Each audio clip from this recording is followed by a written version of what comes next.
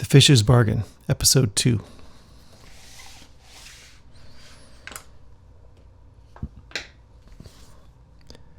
The boy's left arm was ample proof that every swamp dweller must be diligent. When he was a toddler, a crocodile nearly took his life. Akulanab healed him and decided to train him in the shamanic arts.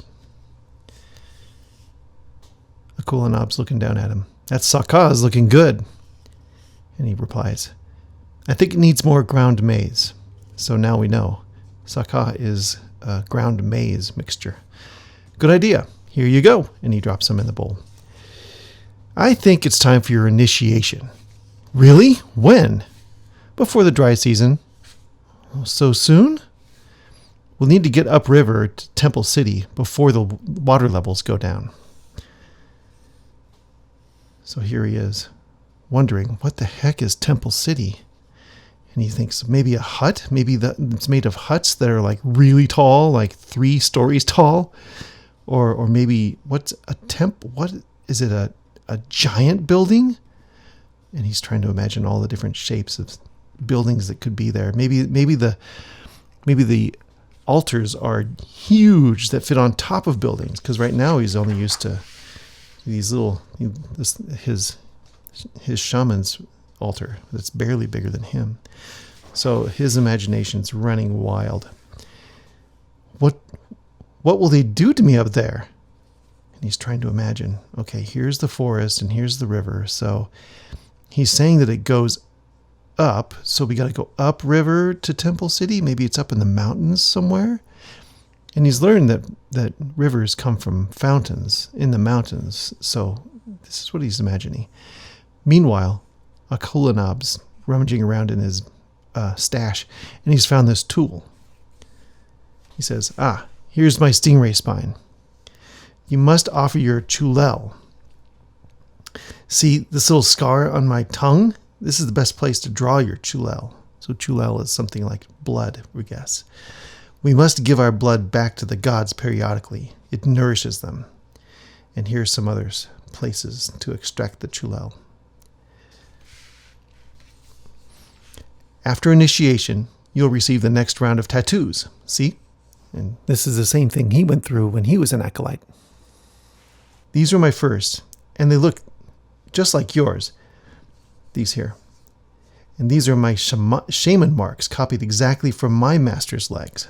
See these here? More, see, and look, there's the golden eagle. More will come later after you've performed many great feats. We're only seeing one leg here. I'm sure the great feats are on the other leg. I will need to make some preparations. We'll talk more about this later.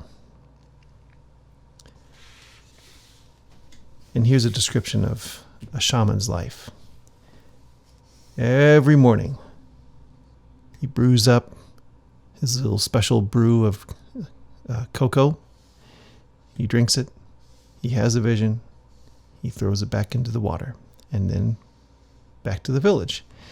Akulanab addressed every health concern that his fellow villagers brought to him. See, this guy says, I think it's broke. And he says, yep. Every morning, brew, drink, vision, splash, back to the village. And here's another example. Baby's crying. Mama's really sad and probably really tired. She won't stop crying. Here's another guy gripping his stomach. I ate some rotten food. Here's another guy. I think he probably ran into a cactus or a bunch of ants. He's itching all over. He says, it itches. And then other ones too, like just personal problems. Like, I don't think he likes me. These can hurt you as much as all these other ones. Every morning, brew, drink, vision, splash, back to the village. Oh, look what I did there. Huh. But one morning, he's back there in the river. He's splashing his stuff into the water. And this is probably the little flash of light he saw that first day. It swims up to him, and he's thinking, sand trouts don't swim this far upstream, and they certainly don't drink shotl. Shotl is the name of the cocoa mash that he makes for himself. And he asks the trout, "Are you a sand trout?" The shimmering fish gobbled up the shotl and swam away. He didn't say anything, just burped. And he's probably putting it together now. He's saying that must be the animal companion to the water gods. And he called the name of the water gods. Kumix Uinakob. But there is no answer. Later in the village, he looks kind of glum. Kid's pointing at him. "What's the matter with Akulanab?" Another one says, "Are you okay?" And a woman that he passed that didn't look at he didn't even look at her. "Didn't you hear us talking to you?" And he's like, "What? Oh, I'm all right." And then he decides he wants to talk about it. He turns to them and says, "A wayab approached me in the swamp. It came in the form of a golden fish." And this attracts lots of attention. Everybody's gathering around him. "Who? What does he mean? What's a wayab?" And then another one, the kid's asking his parent, like, "What's a wayab?" And the parent says, "It's when a god sends a blessing." So this is what they're imagining. And this is probably what the wayabs look like. "That's right, friends. I have received a blessing. The water gods have sent their wayab to me. From now on, you must call me Kumix." And this is how shamans work. One little thing can inspire them to change their identity. It's not a little thing, because he knows he's encountered the wayab, received a blessing from the gods.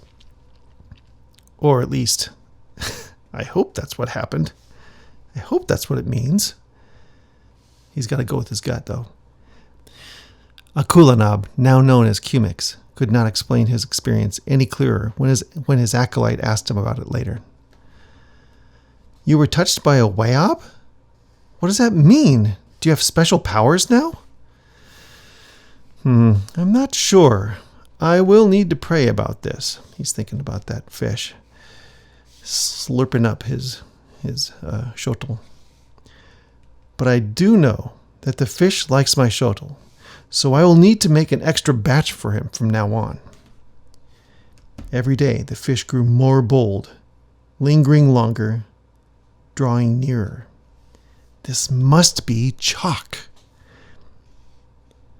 That's the rain god.